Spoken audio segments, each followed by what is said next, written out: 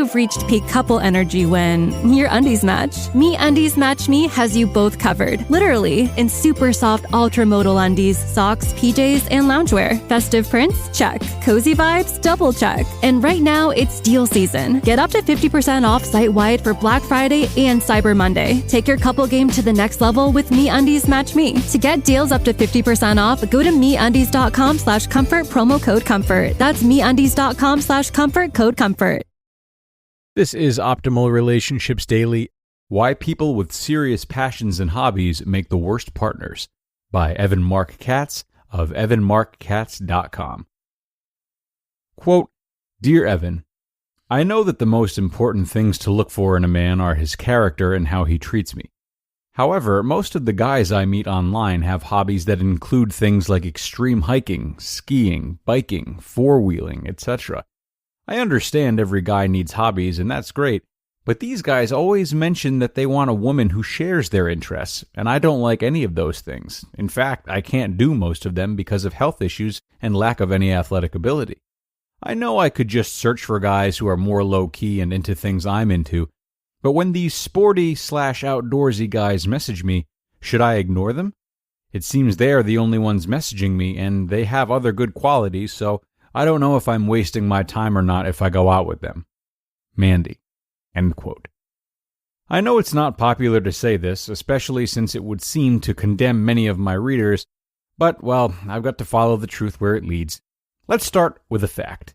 There are a finite number of hours in a day and week. We spend 8 hours a day sleeping, we spend 10 more working or commuting, we have 2 weekend days to catch up on our errands, priorities, or hobbies.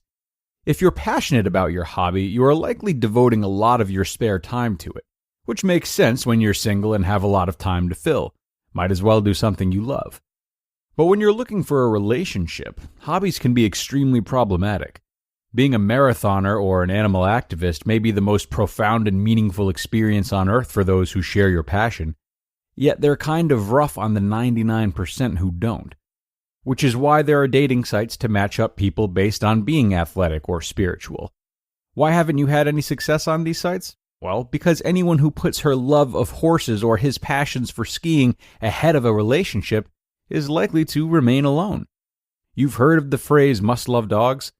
That was clearly written by a single person who thought mutual hobbies were important.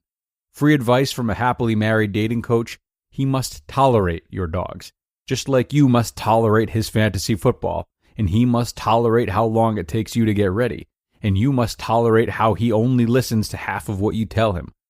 The people who insist that others share their hobbies eliminate most of the population, but worse, they don't realize the damage they do to their patient partners. The Wall Street Journal even wrote about this years ago in an article called The Plight of the Training Widow, a term coined to describe the woman whose alpha husband works hard and plays hard, waking up at 5 a.m. and going to sleep at 8:30 p.m., leaving her effectively widowed. She may have a ring on her finger and a roof over her head. What she doesn't have is much quality time with her partner. So yes, Mandy, I hijacked your question to say something I wanted to say for 14 years. Many of my clients have passions: restoring houses, forming new businesses, traveling internationally. While such ventures are benign, when you consider how much time they take away from both meeting Mr. Right and nurturing a relationship with him, it's no surprise when my clients continue to struggle.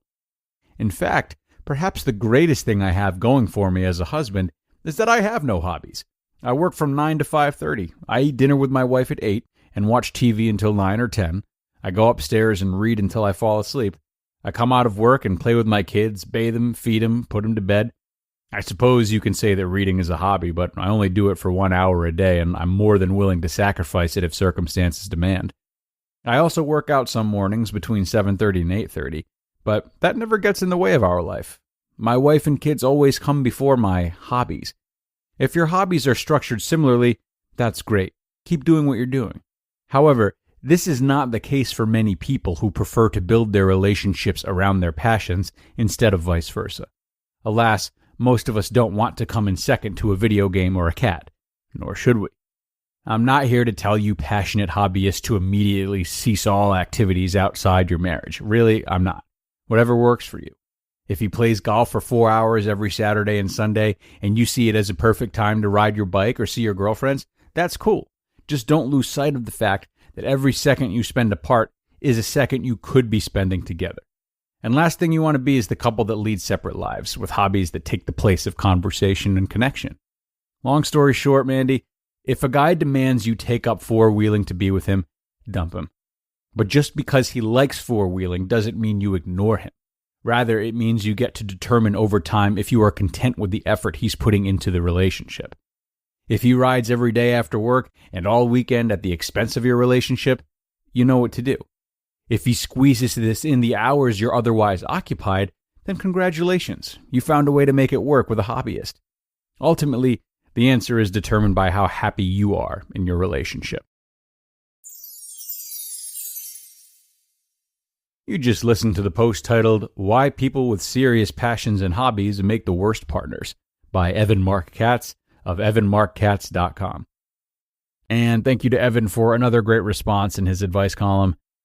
While singles are often encouraged, rightfully so, to pursue their hobbies, which would theoretically lead them to like-minded people, anyone who really wants to prioritize relationships will, or at least should, compromise or flex on the amount of time they spend on their hobbies.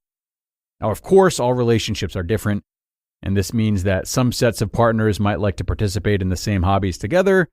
Other sets of partners might actually enjoy having more space between them, either time-wise or activity-wise.